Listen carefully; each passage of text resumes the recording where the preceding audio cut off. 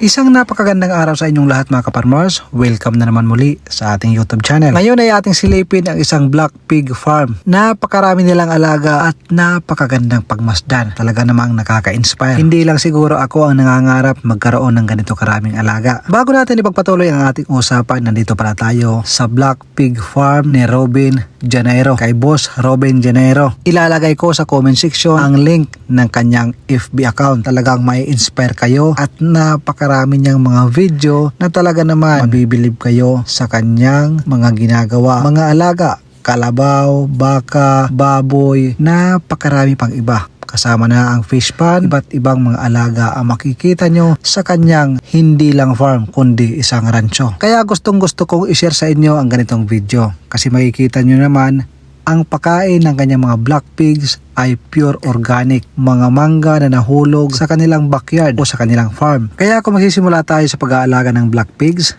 hindi po rason na wala po tayong ipapakain.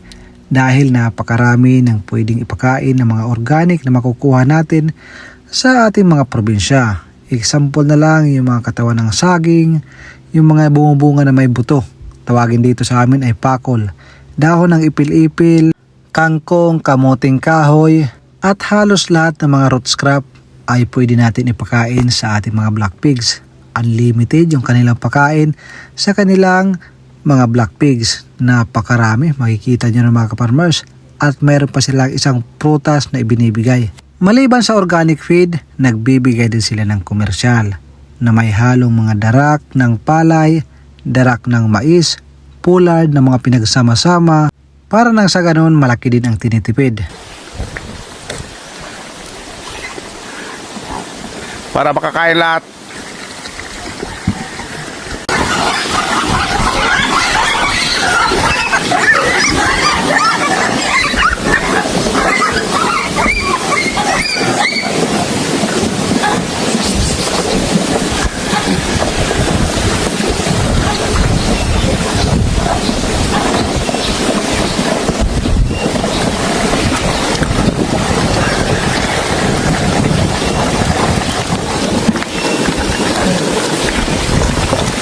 Halos lahat ganadong kumain. Ang ganito kasing klase ng baboy, mas matibay ito sa mga sakit katulad ng ASF. Hindi katulad ng mga large white, ang bilis dapuan. Once na lagnatin, siguradong kinabukasan wala nang hininga. Meron din tayo mga kaparmers na ayaw mag-alaga nito dahil mas matagal daw itong lumaki. Pero ito lang yung tips mga kaparmers. Pag nag-alaga tayo ng native, kailangan mas marami, lalo na yung inahin. Para yung panahon na ating inaantay, pag dumating ang panahon na manganganak na sila, mas marami ang production na ating makukuha. At kahit yung paliguan nila, napaka-natural. Isang hukay sa lupa, na dyan sila naliligo sa tuwing may initan sila. Oh, sige. Alright. Walay-walay. Dami oh. Pakain muna kami ng ipil-ipil sa mga maliliit ko na native pigs. Yan o. Kasi ano yan, ipil-ipil. Maganda rin yan na source ng ano, ng protein saka at the same time pang purga. Yan, bigyan namin. Yan o. Kain sila.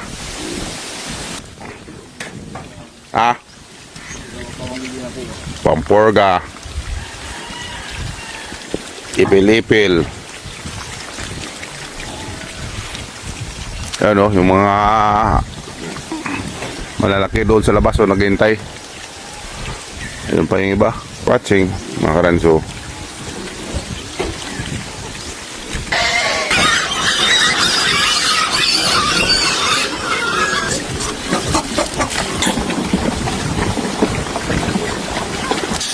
Uy, di!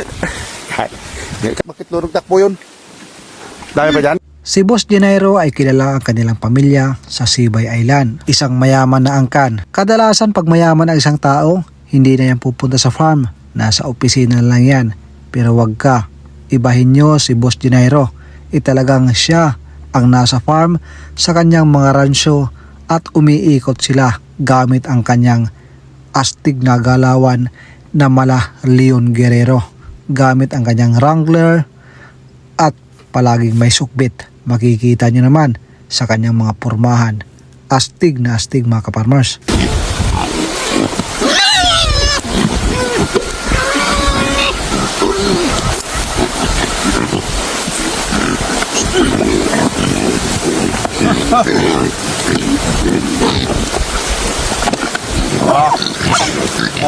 Yan. Kain.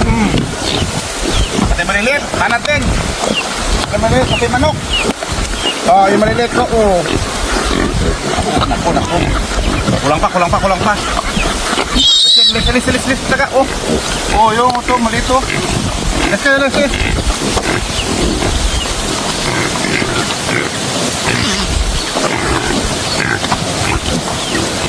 Dah, hirap, punutin. Lis.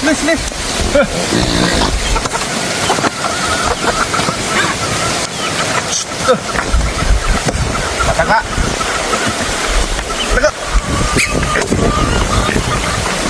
Paborito nila ang buko.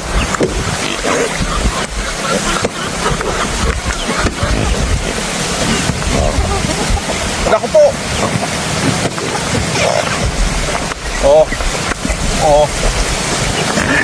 May tao. Ay, malit.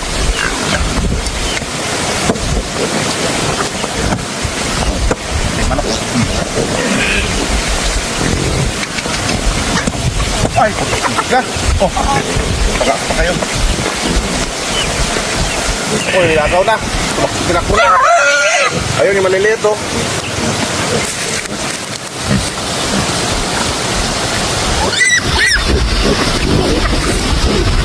Sabay pa. Yan, feeding time ng native pigs pang merienda. Okay. Huwag masyado malayo. Dami Ilang balde yan? 8. Yung sarguilas wala pa. Yun. 8 balde ngayon. Musok sila ngayon.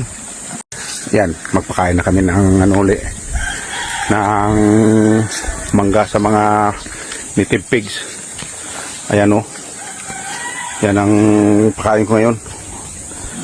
Yan, tawagin ko na.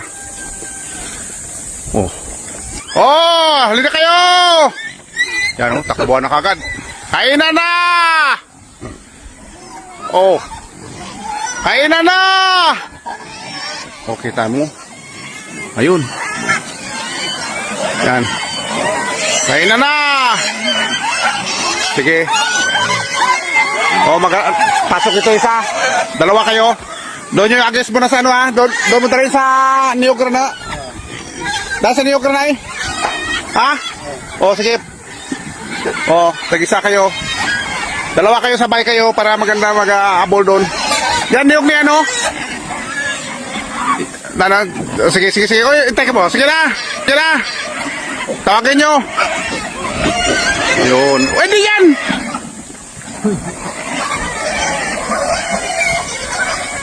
Doon. Dyan.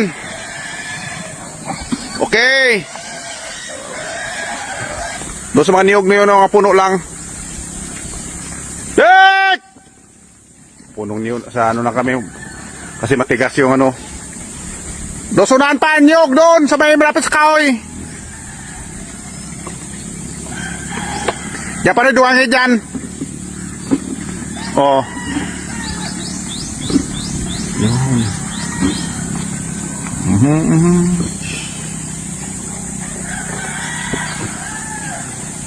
Sige.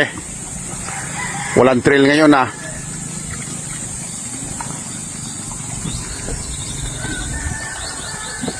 Huwag dito kasi maputik. Tapos mapuno niyog lang. Di ka pwede pa riga. Butangin nyo man riga. Diyan, sa bilog dyan. Paikot. Yan. Agawan na naman. ang mga native pigs. Yan. Daming mangga niyan. Sige, dyan. Banat.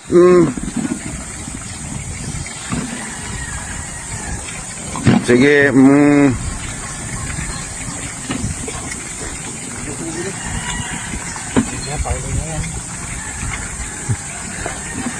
Doon pa uli sa isa. Doon sa may yun, so nilagyan ni Panoy.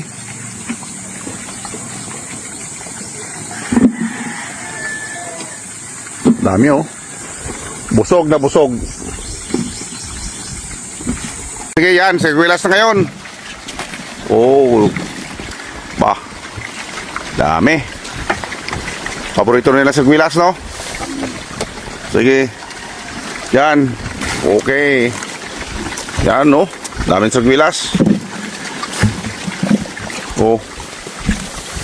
Dami, oh. Sobrang dami na sigwilas ngayon, ah. Oh, sige. Yan lang.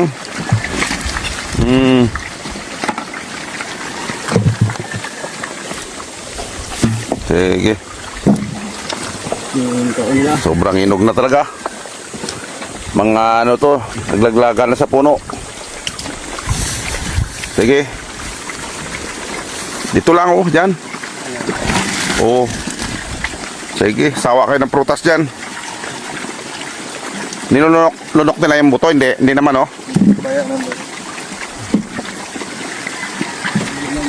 Ha? Pag gusto, dyan, dito lang, pulain mo. Okay. Oh, namumula na. Tapos doon mandamaya. Namumula na.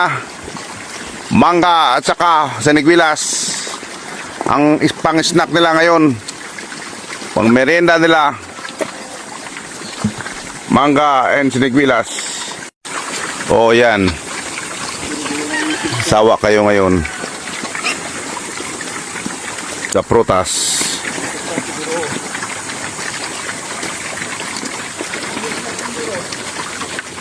Busog na busog sila sa prutas.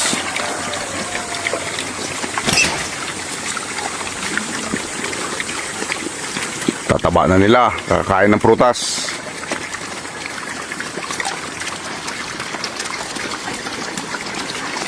Ayan oh. Punong-puno ngayon ang drum. Nasa Nigwilas. Yan oh. Tapos to, mangga. O daming mangga rin oh. O yan. Yan, mapakain na kami. O sige, magbigay na kayo. Doon dalin. O sige. Doon sa mga ano dyan oh, unahin nyo. Dyan oh. Dek! Dyan. O, boss mo na. Okay. Sirigwilas, saka mangga. Doon pa. Sige. Ayun. Dyan lang. Sa mahingad lang dyan.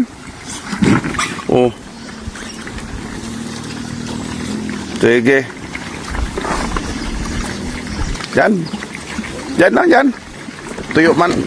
Tuyo rin yung lupa. Yan lang, malapit lang. Dyan. Tuyo rin ang lupa.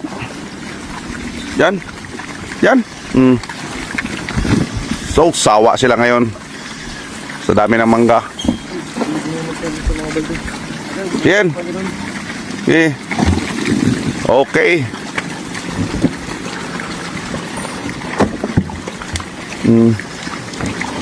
Si Romel lang yan, buligay si Lupit.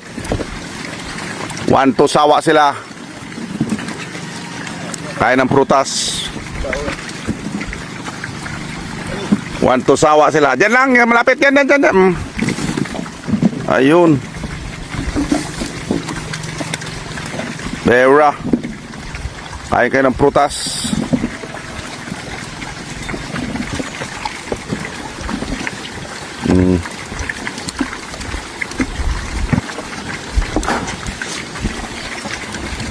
Doon wala na mas malaki. Yan. Okay.